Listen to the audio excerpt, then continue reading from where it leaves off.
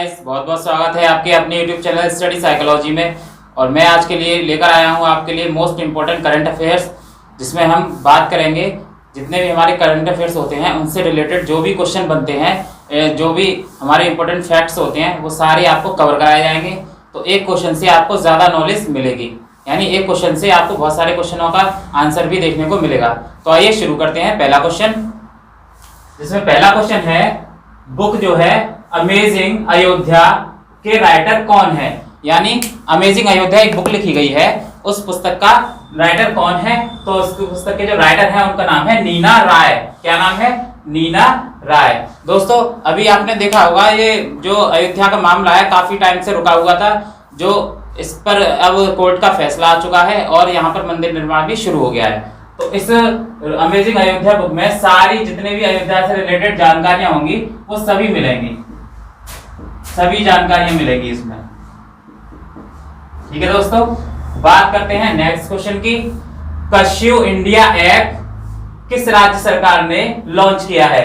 यानी कश्यू India app जो है वो किस राज्य सरकार ने लॉन्च किया है, तो वह कर्नाटका राज्य ने लॉन्च किया है। अब बात करते हैं इसमें क्या है कि इसमें जितने भी हमारे कर्नाटक की जो प्लेटफॉर्म होते हैं, जितने भी हमारी प्रशासन की इकाइयां होती हैं वो सारी इसी ऐप के थ्रू हमको मिलेंगी। तो कर्नाटक से याद करते हैं, जो यहाँ के सीएम है उनका नाम है बीएस येदुरप्पा। बीएस येदुरप्पा। इसके जो गवर्नर हैं उनका नाम है वजुभाई वाला। और कर्नाटक में ही अभी हाल ही में एक ऑनलाइन कोचिंग प्लेटफॉर्म लॉन्च किया था। ऑनलाइन प्लेटफॉर्म जो कि बच्चों की कोचिंग के लिए था, उसका नाम था get set go. Get set go. उसके बाद अभी हाल ही में यहाँ पर आप्त मित्र ऐप लॉन्च हुआ था। आप्त मित्र। दूसरा मेघ संदेश एक ऐप था, वो भी लॉन्च हुआ था, जो कि वर्षा की सटीक जानकारी की या मौसम से संबंधित जितनी भी जानकारी हैं उनसे रिलेटेड था। यहाँ पर कोरोना वॉच एक एप्लीकेशन भी लॉन्च हुआ था। कोरोना वॉच जो कि कोरोना से संबंधित हमारे जो सोशल डिस्टेंस होती है उसको मेंटेन करने में बहुत ज्यादा सहयोगी था। और हाल ही में यहाँ पर अभी एक विश्व का सबसे बड़ा प्लेटफॉर्म बनने जा रहा है। विश्व का सबसे बड़ा रेलवे प्लेटफॉर्म बनने जा रहा है, जो कहां पर बनेगा? हुबली स्टेशन पर। हुबली दोस्तों, हुगली नहीं, हुबली। हुगली एक नदी है और हुबली क्या है? एक रेलवे प्लेटफॉर्म है, जो यहाँ पर 1400 मीटर का सबसे बड़ा रेलवे प्लेटफॉर्म बनने जा रहा है। इस बात को याद रखना। उससे पहले गुजरात जो यूपी है, यूपी में एक गोरखपुर रेलवे स्टेशन है। अभी तक ये है सबसे बड़ा गोरखपुर रेलवे स्टेशन। अब गोरखपुर रेलवे स्टेशन को छोड़कर अब ये हुबली का बनने जा रहा है। इस बात को याद रखना, अभी बना नहीं है। और कर्नाटक में ही कुछ दिन पहले मास्क डे मनाया गया था। मास्क दिवस वो कब मनाया गया था? तो 18 जून को। इस बात को याद रखना, एग्जाम में पूछ लिया जाएगा, क्योंकि कोरोना से बहुत सारी न्यूज निकल कर आ रही है मोस्ट।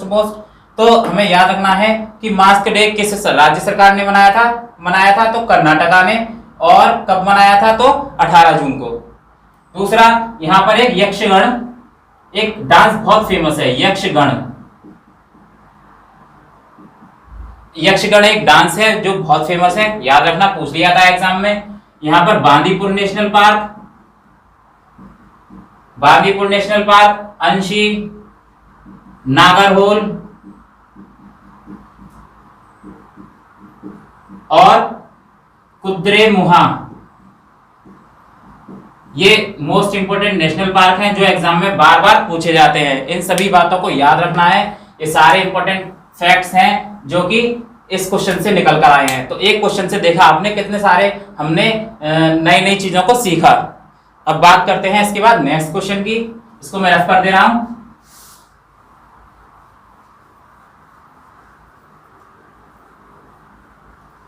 नेक्स्ट क्वेश्चन है हमारा, भारत छोड़ो आंदोलन की कौन सी वर्षगांठ अभी हाल ही में मनाई गई थी। तो भारत छोड़ो आंदोलन की जो वर्षगांठ है वह 78वीं वर्षगांठ मनाई गई है। दोस्तों जैसा कि आपको पता होगा 8 अगस्त 1942 8 अगस्त 1942 में एक भारत छोड़ो आंदोलन शुरू किया था, गांधी जी ने किया था, इस बात को याद रखना, जिसमें गांधी जी ने डू और डाई का एक नारा भी दिया था, करो या मरो। इसको इंग्लिश में क्विट इंडिया मूवमेंट भी बोलते हैं, क्विट इंडिया मूवमेंट, इस बात को याद रखना। अब 2020 चल रही है, तो इसमें से अगर आप घटा लेंगे तो इजीली आप आंसर पता कर पाएंगे, यानी 78वां हमारा भारत छोड़ो आंदोलन की वर्षगांठ मनाई गई है। दोस्तों इस आंदोलन को हम अगस्त क्रांति के नाम से भी जानते हैं। एग्जाम में पूछ लिया जाता है अगस्त क्रांति किस आंदोलन से संबंधित है, तो भारत छोड़ो आंदोलन से। इतनी बात आपको याद रखनी है। बात करते हैं नेक्स्ट क्वेश्चन की। विश्व के स्वदेशी लोगों का अंतरराष्ट्रीय दिवस कब मनाया गया? यानी विश्व के जो इंडिजीनियस पीपल होते हैं उनका जो दिवस है वो कब मनाया गया? तो 9 अगस्त को मनाया गया। अच्छा दोस्तों, ये मनाया क्यों जाता है? क्योंकि जैसा कि आपको पता है देश विदेश में बहुत सारे ऐसे लोग हैं जो अपने देश को छोड़कर किसी अन्य देश में रहते हैं, तो उनका जो योगदान होता है इकोनॉमी में अपने देश में भी होता है। रीजन क्या होता है? जब वो रहते हैं तो बाहर देश में रहते हैं, और जब वो वापस आते हैं अपने स्वदेश में तो उनकी जो करेंसी वगैरह है कुछ ना कुछ वो क्या करते हैं, इंटरचेंज करते हैं करेंसी को, जहां पर रहकर वो यूज कर सकें। तो उनका अपने देश में इकोनॉमी इंक्रीज करने में बहुत बड़ा योगदान होता है, इकोनॉमी इंक्रीज करने में, इसलिए उनका यह विश्व स्वदेशी लोगों के लिए अंतरराष्ट्रीय दिवस मनाया गया है। ठीक है दोस्तों, याद रखना। इसका मतलब यह है international day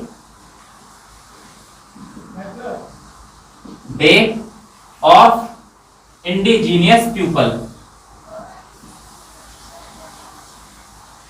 international day of indigenous people, यानी ये वाला हमने डे मनाते हैं, अंतरराष्ट्रीय लोगों के लिए विश्व स्वदेशी दिवस।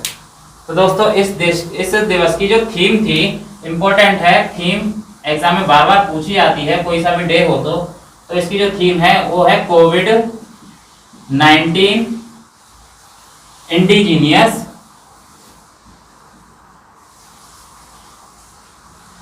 People religions.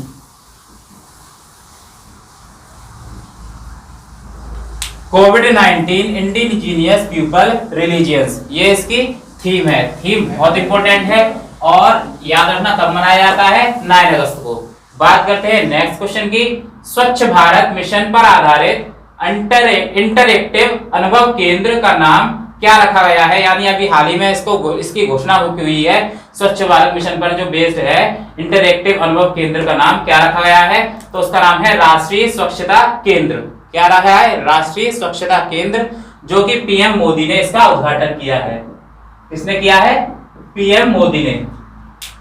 अब मैं इसको रफ कर दे रहा हूं।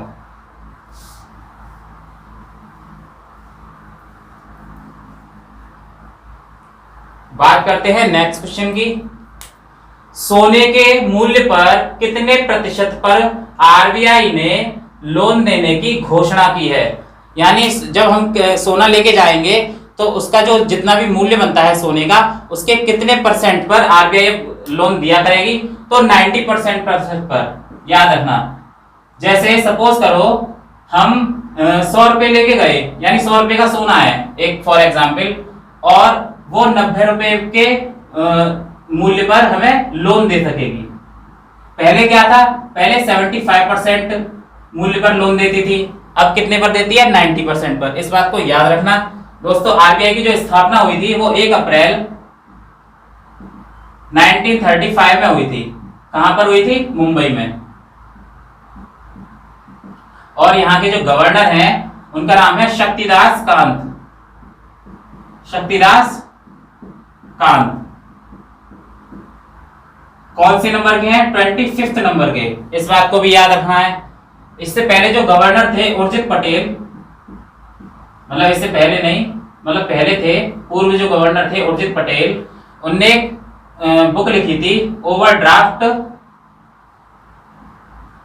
Saving account.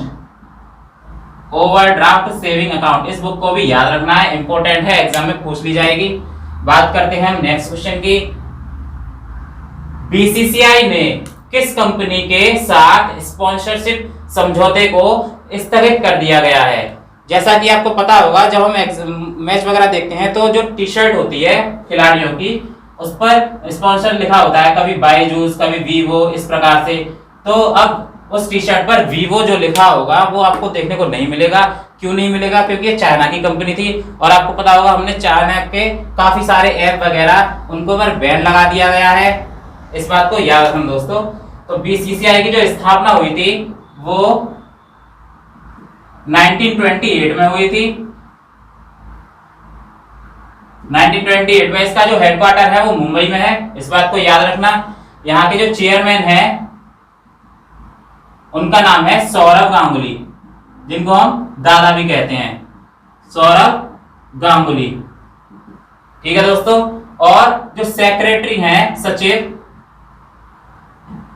उनका नाम है जय शाह, जो कि अमित शाह जी के बेटे हैं। हमारे जो गृह मंत्री अमित शाह, उनके बेटे हैं सेक्रेटरी जय शाह, जो कि यहाँ के सचिव हैं। इस बात को याद रखना दोस्तों। अभी आईसीसी T20 जो है, आईसीसी T20 वर्ल्ड कप, वो हमें 2021 में भारत में खेला जाएगा। कब खेला जाएगा? यानी 2021 का आईसीसी T20 जो वर्ल्ड कप होगा, इस बार भारत में खेला जाएगा। भारत को कमान सौंपी है इसको आयोजित करने की, इस बात को भी याद रखना। ठीक है दोस्तों, मैं इसको रफ कर दे रहा हूं।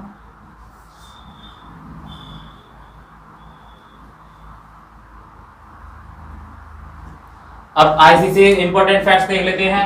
आईसीसी की जो स्थापना हुई थी 1909 में हुई थी। ठीक है दोस्तों।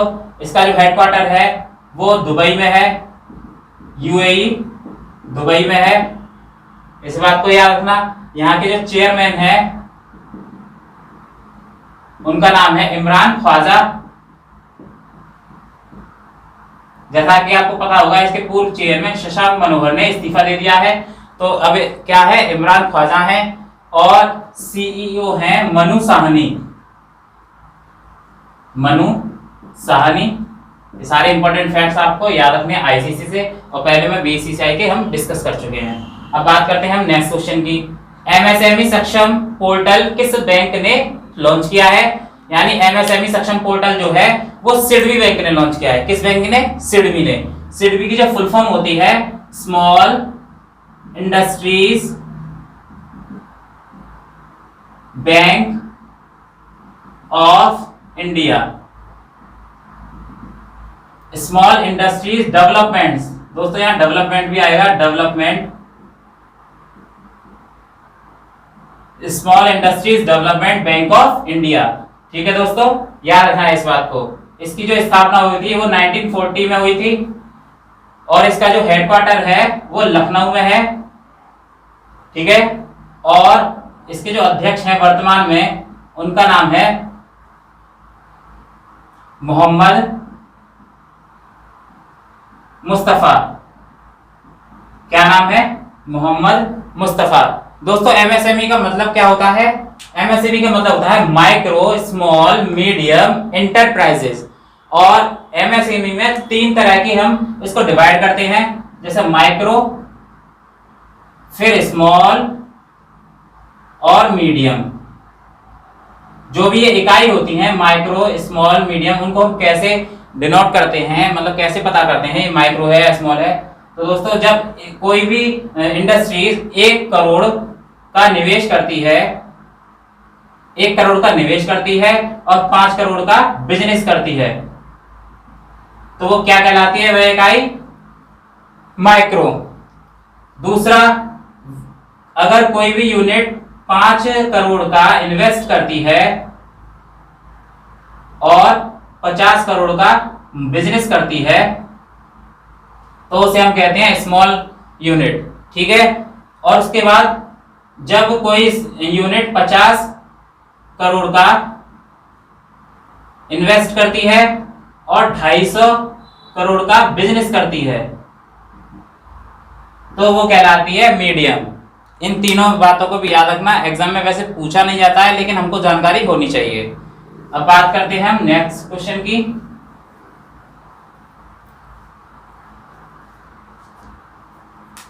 एक बुक है, इसका नाम है making sense of Indian democracy. Making sense of Indian democracy वो किसने लिखी है? तो वो योगेंद्र यादव ने लिखी है। इस बात को याद रखना। योगेंद्र यादव क्या है? एक राजनीतिक विशेषज्ञ हैं, राजनीतिक विशेषज्ञ। बात करते हैं नेक्स्ट क्वेश्चन की। किस राज्य ने न्यायिक सेवा में अधिक पिछड़े वर्ग को रिजर्वेशन देने की घोषणा की है?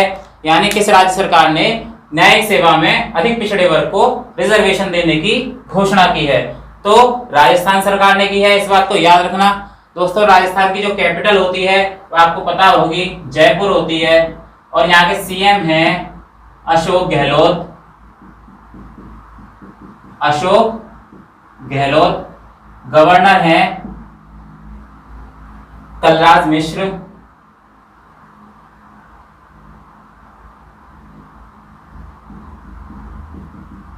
इस बात को भी याद रखना है। बात करते हैं आगे। यहां पर अभी हाल ही में मैंने कुछ दिन पहले डिस्कस किया था, स्वास्थ्य मित्र की नियुक्ति हुई थी। स्वास्थ्य मित्र की नियुक्ति हुई थी। और मित्र से ही एक और याद आता है, किसान मित्र। दोस्तों, किसान मित्र की जो नियुक्ति हुई थी वो हरियाणा में हुई थी, हरियाणा राज्य में। इस बात को भी याद रखना है। अब बात करते हैं राजस्थान से कुछ इंपॉर्टेंट की क्वेश्चनों की। राजकोप सिटीजनशिप ऐप लॉन्च हुआ था। राजकोप सिटीजनशिप ऐप लॉन्च हुआ था। दूसरा, यहीं पर अभी स्माइल ई लर्निंग प्लेटफॉर्म भी लॉन्च हुआ था बच्चों के लिए। स्माइल ई लर्निंग प्लेटफॉर्म भी लॉन्च हुआ था। और यहां पर अभी हाल ही में आयु एवं सेहत साथी एक ऐप लॉन्च हुआ था, आयु एवं सेहत साथी। इसमें क्या होता था? इसमें जो डॉक्टर पेशेंट जो हैं वो डॉक्टर से कंसल्टेंट कर सकते हैं। ठीक है दोस्तों, अभी हाल ही में यहाँ पर एक इंदिरा रसोई भी शुरू हुई थी, इंदिरा रसोई गरीबों के लिए। दूसरा, यहाँ पर प्योर फॉर श्योर अभियान भी लॉन्च हुआ था। प्योर फॉर श्योर, जितने भी हमारे मिल्क प्रोडक्ट होते हैं, दूध से बने प्रोडक्ट होते हैं, उनका मतलब प्योरिटी को पता करने के लिए प्योर फॉर श्योर अभियान भी लॉन्च हुआ था। और यहाँ पर कुछ नेशनल पार्क पाए जाते हैं, जैसे सरिस्का, रणथंभौर। दूसरा, केवलादेव। ये सारे इंपॉर्टेंट नेशनल पार्क हैं, सरिस्का, रणथंभौर और केवलादेव। इस बात को याद रखना। तो दोस्तों, आज के करंट अफेयर्स हमारे यहीं समाप्त होते हैं। आप इन करंट अफेयर्स को ज्यादा से ज्यादा नोट करके उनको रिवीजन किया करें, क्योंकि ज्यादा से ज्यादा क्वेश्चन हमारे एग्जाम में करंट अफेयर्स से बहुत ज्यादा पूछे जाते हैं। ये आपके सभी एग्जाम में काम करेंगे, जितने भी हमारे एग्जाम होते हैं। तो दोस्तों, आपको अगर वीडियो पसंद आई हो तो इसे ज्यादा से ज्यादा लाइक करें, चैनल को सब्सक्राइब करें और अपने दोस्तों के साथ शेयर भी करें। कम से कम एक स्टडी ग्रुप में शेयर करना ना भूलें। और एक और बात, अगर आपको किसी भी करंट अफेयर्स में या किसी भी क्वेश्चन में आपको कोई डाउट होता है तो आप कमेंट बॉक्स में कमेंट भी कर सकते हैं। ठीक है दोस्तों, थैंक यू।